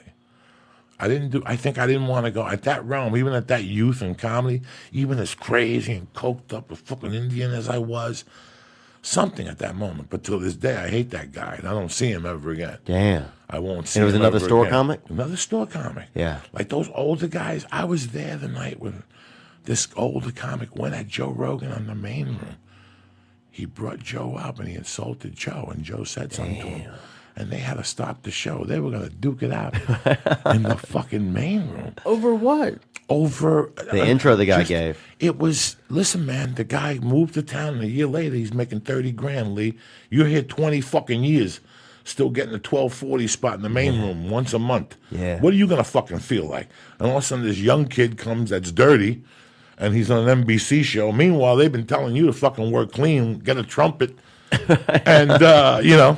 And all of a sudden, this young kid comes along, and I learned from, instead of hating on the young guys, I learned from you fucking guys. You guys keep me current. I sit there sometimes and fucking, and I'm talking about not Sebastian. Sebastian's established. Bill Burr's established. I'm talking about you and Santini's and the fucking other guys. And these are all young guys. Those people after midnight. I've been there. Yeah. I fucking been there where it's 12 fucking 45. And everybody went over. Now it's 1:10. Yeah. And you got a 10:15 at ABC. Yeah. You follow me? And there you are going, fuck. But you stay. So the only way to me to become better is to be, listen, if I want to be a mentor, I go back to prison. Right. And help momos get their GEDs, okay? I can't mentor nobody. I'm not here to mentor nobody. I'm not going to lie to you. Sit here and give you notes. Who the fuck am I to give you fucking notes? These comics, who the fuck am I to give you notes? All I can do is hug you and go, you're a bad motherfucker.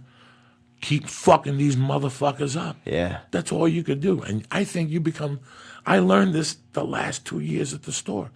Really? Because I've become a better comic. Because I'm sitting there, I went to the, I would go out and see these young comics, and they would inspire me. Yeah. When you're getting older, you see these young guys, and you're like, God damn, I got to pick my motherfucking game up. That's a good attitude, man. You got to go back to training camp. These young motherfuckers ain't fucking around. And then I backtrack, I go home and smoke a joint, and I go, I remember when Joey Diaz used to dot his T's, whatever, dot his I's, and you know what I'm saying, and top his T's. Dude, man, that's that's fucking just I mean, I don't even know, man. That's nuts. So always remember, I don't know what to say. I mean, that store is our fucking home. If you could go back in time, though, Joey, sorry to interrupt you. If you could go back in time, do you think, were you the same way a long time ago, or you say you just feel like you learned this really now? Like, do you feel like you were always like that? Because sometimes I feel like it's hard to get the negative shit out of your head in this town, you know? I had nothing going on. Yeah. Why would somebody hate on me? Right. I wasn't good looking. I was long in the tooth. I had no agent. I had nothing going on. The only person who gave me any fucking love was Mitzi Shore. Yeah. That was it. And these old guys would sit there. They'd get there at 5 after 9. Theo, even if they didn't have a spot, they'd sit there and they'd sign up for that fucking list. And they'd lurk all night. Wow. And when you pulled up, you could see, like, all 6 of them go, fuck.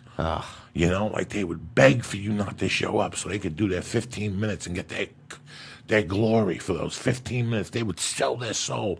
They would wish a heart attack on you so they could get up and do your 50. You know, it was just a horrible feeling. You know what I'm saying? I remember I had surgery.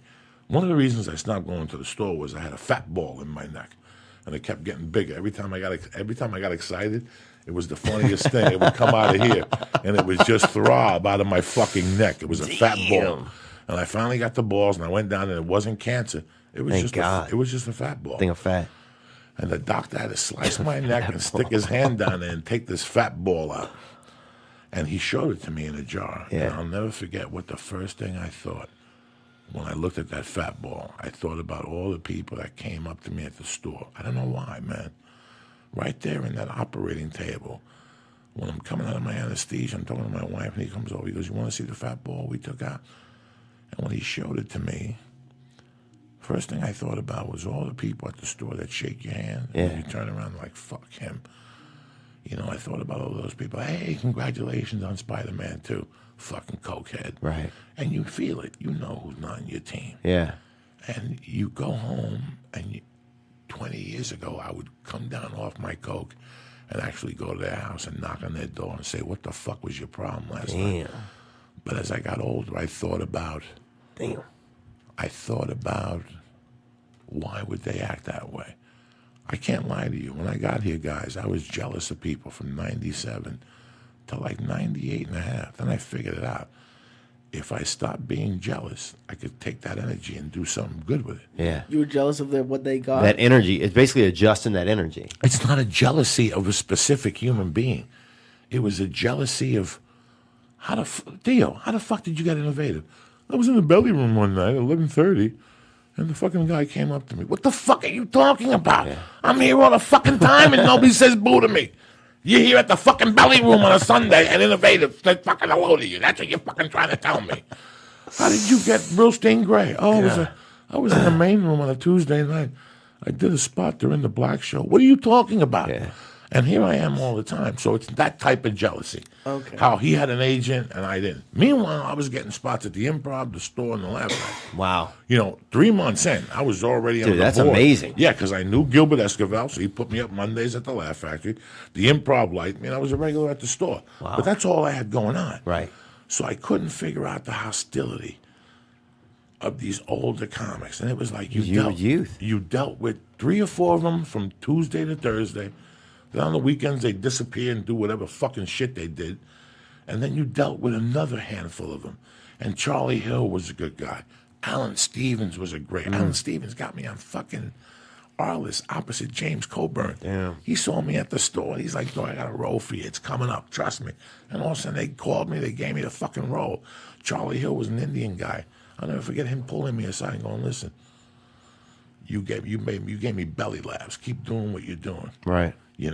Don't get me wrong. There was 2 or 3 of them that were gentlemen, but there was 10 of them that were just there to watch you fucking fail, so Waiting. they could talk about you. So that's why I give you guys all the respect. That's Dude, what I wanted thank to tell you, man. No, I appreciate that, And man. someday when you get older, Yeah. and young guys will be there, I'll do that. you're gonna go, "You know what, man?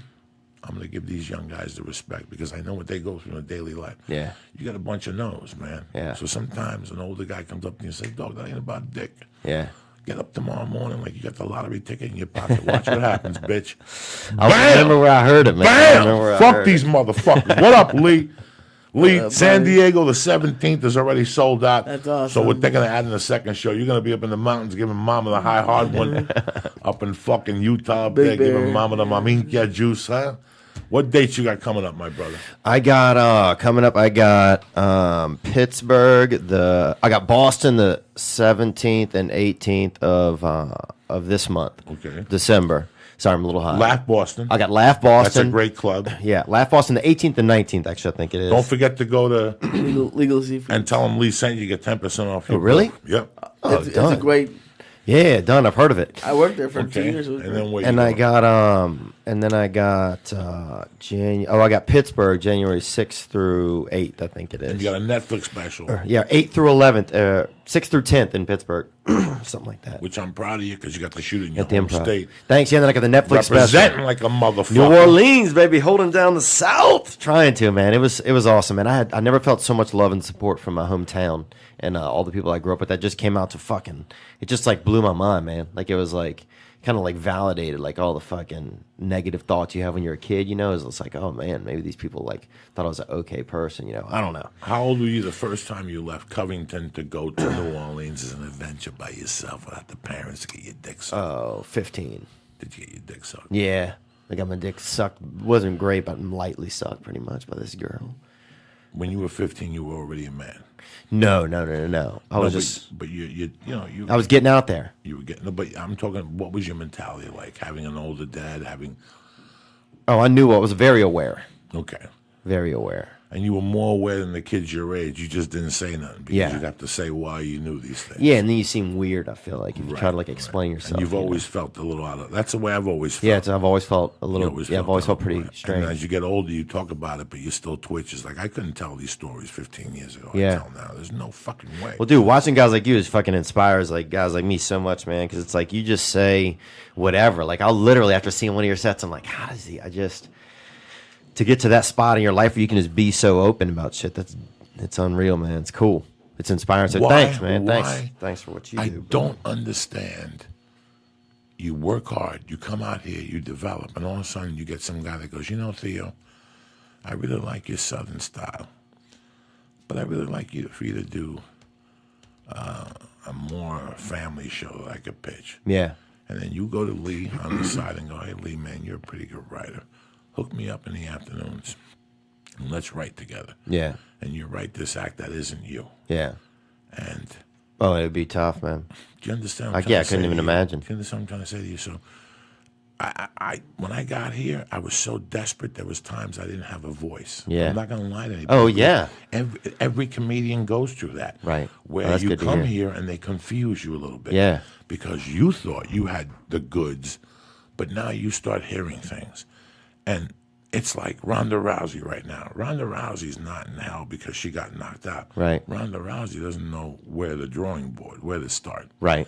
So it's the same thing for comics. Like you don't know, you get the wind knocked out of you. It's I don't even know what the fuck I was talking It happens, about. man. So It's fucking intense. No worries. I've texted this person I was going to meet at 9 right now and just let them know that I'm fucking. Let me do the late. fucking sponsors here and we'll get you the fuck out of here. No, I don't mean that. I don't want to go. I'm just No. saying. Don't worry about it. We're going to get the fuck out of here anyway. We're going to a jiu-jitsu party. Joey, he's going to do a couple backflips like Circus du Soleil. Oh, I'll watch that shit, dude. no. I'll watch that shit. The only other thing I got is I have my Netflix special coming out at the end of February, so check it out. It's called No Offense. And thanks for the love, man. Thanks for having me on, too. Hey, man, you know I love you to death. Like I said, I love all these young guys. I love watching you. And All I my go friends home love you, man, And I so. go home at night and I think about it. I go, wow, you know, it's nice I could talk to all those younger guys. It's nice that they don't treat me like I'm lurking. That's why I go to the store. I Yeah. do my spot and I leave. Oh, dude, you have the maximum respect. Because I don't want to be like the old guy. Look at fucking Joey Diaz smoking pot with young kids. He should be ashamed of It's himself. dope, I am though. It's fucking you. ashamed of myself. It's you, You know, man. I shouldn't. I'm like a grandpa. I should be at home fucking mending a sweater and rubbing Lee's feet in the future. You gonna be rubbing my feet? Whatever. If I was your grandpa, you know me. I'm a dirty grandpa. Anyway, let's talk about fucking underwear, all right? It needs to be comfy, snug in all the right places. It needs to look good and feel good. I mean, that's the, you know, you just don't want to wear underwear that's comfy. You want the world's most comfortable underwear, and that's MeUndies, plain and fucking simple, okay? I love MeUndies. You know why? Because it's got modal. Every pair of MeUndies is made of micro modal fabric, which doesn't sound sexy right now. But once you feel your MeUndies, you'll never go back to wearing regular underwear ever again. When I go to jiu-jitsu, I go to a gym now, that's all I wear is MeUndied up. Yeah, because I don't want my nutsack to pop out. Yeah. Oh, I got that old man syndrome. Respect. With MeUndies, it keeps them tight, warm. It pulls the sweat away from your skin, your moisture. I've been in a position one time when I had the knee surgery. I had the same underwear on for like 18 hours. Oh, that's a good feeling. That night I went to take my underwear off. I thought my nutsack was going to smell and be moist. It was fresh. That's when I got sold on MeUndies, when I had the fucking surgery. So let me tell you something. With MeUndies, you'll feel more comfortable than ever before. Plus that, MeUndies has a ton of different colors to choose from. It's the only place you're going to find the same styles for him and for her, and they got a new signature design every month. They also just launched a new boxer line. It's like wearing nothing at all, only better. And with the holidays around the corner, MeUndies makes a perfect gift. I think it's a little too late right now, but you know what? Fuck it. Give it to them a little late before New Year's. You know you never see the motherfuckers on the 25th anyway. Agreed. All right, so do me a favor. These are not your parents' stocking stuffers, but who cares? Get them a pair anyway. Your dad needs some action. Everybody needs MeUndies. I don't care how old you are. Everybody needs a pair of MeUndies. I want some. So go to MeUndies.com right now /Joey, and you're going to get 20% off your first order, plus all orders in the U.S. and Canada. Tell them, Lee, they ship for free. Always. MeUndies even has a money-back guarantee. If you don't love your first pair, you get to keep them, and you get the full refund. Bam! Wow. Plus the tax. That means you have nothing to lose, okay? What's today's date? December 10th. Boom! So if you order MeUndies before December 13th, your MeUndies will arrive on time for Christmas. Plain and fucking simple. That means you got till Sunday to order MeUndies. Go to MeUndies right now and get 20% off your first order on the world's most comfortable fucking underwear, head to head with any other pair of underwears. Go to MeUndies.com/Joey right now. That's MeUndies.com/Joey. Right now, I got the fucking leopard one with the sabotage. What's that? With the swirl. I love those. Are my favorite ones. The black ones are a little too tight.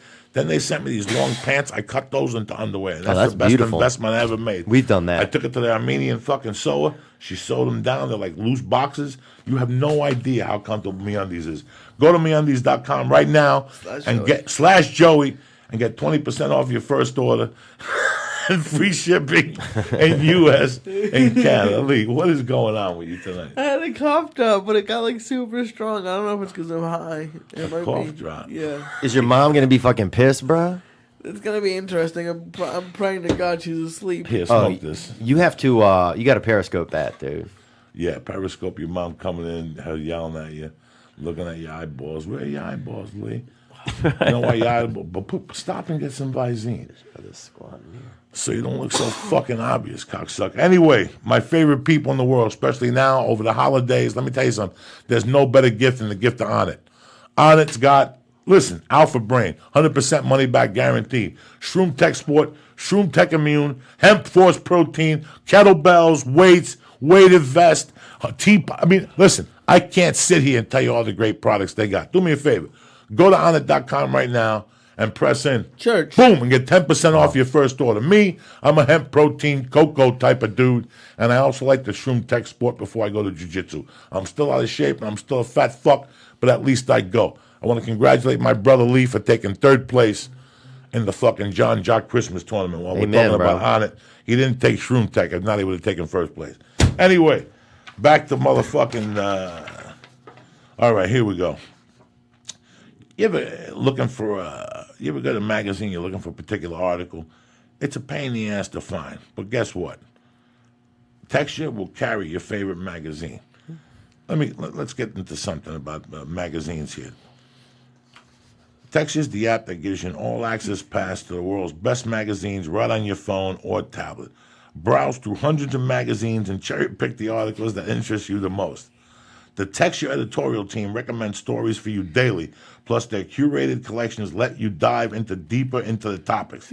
Sign up for Texture right now, and in mere seconds gain insider access to the very best reads plus exclusive content. With full access to top magazines across just every interest, Texture is the one present to open again and again. Do me a favor. Texture is offering my listeners a free trial right now. When you go to texture.com/Joey, even better, give Texture as a gift between now and December 31st. Think about it. You'll gain unrestricted access to the world's best magazines, from back issues, from Hot Rod, Diabetic Living, Entertainment Weekly. Diabetic Weekly. You making a lot of sugar-free donuts? We got to start that one again, Lee, all right? Disregard that past that. Listen, for all you magazine readers, let me tell you what I got for you guys for the holidays, all right? 2 words, 1 word, texture.com, all right? Texture.com will get, listen, all I know is magazines are a pain in the ass. You ever go to People magazine and it says they got a story in there and you got to go through the pages, 80, Texture cuts that in half. Texture is the app that gives you all access pass to the world's best magazines right on your phone or tablet. You get to browse hundreds of magazines and cherry pick the articles that interest you the most. The Texture editorial team recommends stories for you daily, plus their curated collections let you dive deeper into the topics that interest you. Sign up for Texture right now, and in mere seconds, you're going to gain insider access to the very best reads plus exclusive content. With the full access to the top magazines, just about every interest. Texture is the one present that they'll open again and again. Let me tell you the magazines you got on Texture, all right? You got Bloomberg Markets, Bloomberg Business Week, Money Sense, Runner's World, Rolling Stone, 17, Siempre Mujer. You got Vanity Fair, Woman's Day, The New Yorker, Today's Parents, Surfer, Teen Vogue, The Hollywood Reporter. I could go on for an hour, all the magazines they got. The best thing is, Texture's offering my listeners a free trial right now when you go to Texture.com/Joey. Even better, give Texture as a gift between now and December 31st. Think about it. You'll gain unrestricted access to the world's best magazines, from back issues to the one on newsstands today. Order this fantastic gift for your loved one before December 31st. Try Texture for free right now when you go to Texture.com/Joey. Listen, man, you're going to fly. You want to read certain magazines, you download them before you go on the flight. You pop open your tablet, and there's your fucking articles that you want to read. Everything right now. you want to Everything you read right in front of you.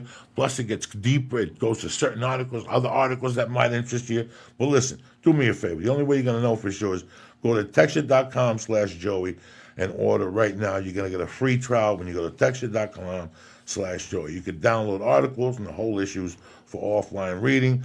Plus, you can share your subscription with the entire family, right? That's how much they roll. So that means it's basically a gift for you if you think about it.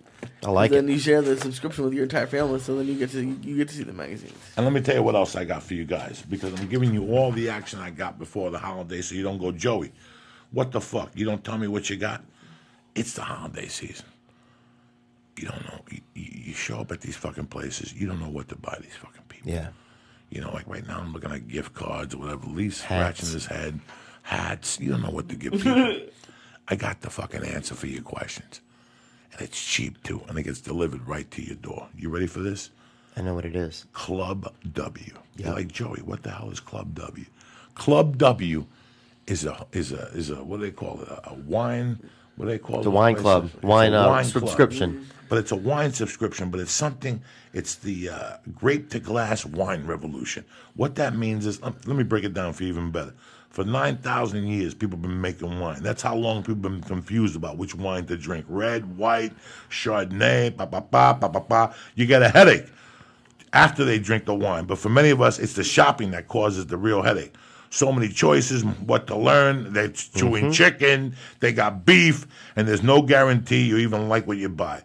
All right, let me tell you something. It's tough getting a bottle of wine, especially during the holidays. You got to stop, park, do this, blah, blah, blah, blah. I hate all that stuff. This is why I recommend this more than anything. I joined a new wine club, Club W. They changed the whole game. It's easy. You go to clubw.com. That's clubw.com, and you answer 6 simple questions.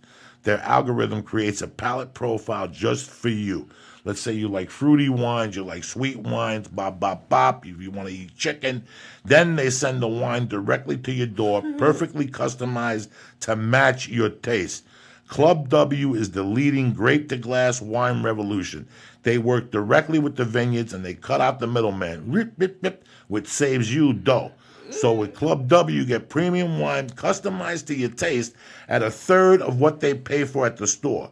You even have a no-risk, 100% guarantee that you'll love what they send you. Let's do this. Let's end the fucking drama here. Right now, Club W is offering my listeners 50% off your first order when you go to clubw.com/Joey. That's clubw.com/Joey. Stop wasting time. Stop and messing around at retail stores. Start drinking wine you know you're going to love. Shit. Go to clubw.com/Joey and get 50% off your first order and end this whole holiday bullshit with the fucking wine, all right? That's clubw.com/Joey. I want to thank Club W. I want to thank Texture. I want to thank MeUndies, and I want to thank On It. The reason why I was giggling was there's a candle right there. And all I kept thinking about how that candle was going to light that piece of paper. Is that a lollipop stick in there? Oh, no, that's Could a be wick. something beautiful. That's a wick. So everything's beautiful. Everybody's copacetic here. We'll be back Sunday night. We might be back Saturday. We might do our own little fight companion on, what is it, Periscope. We don't know what we're going to do. I want to thank my main man, Theo Vaughn. Thank you, I want to man. thank Thank my you. main man, Lee Sciatica, over here with this bad motherfucking hairdo. And Beautiful little head. eyeballs. And that's it, guys. I'll see you next week. Don't forget, next Thursday, San Diego. Then after that, I'm at Ventura at the Chinese restaurant the 23rd. Really? Amen. Yeah, you Can come. I come? Amen, Yeah. man. Cool. Thank you, Theo. Dude,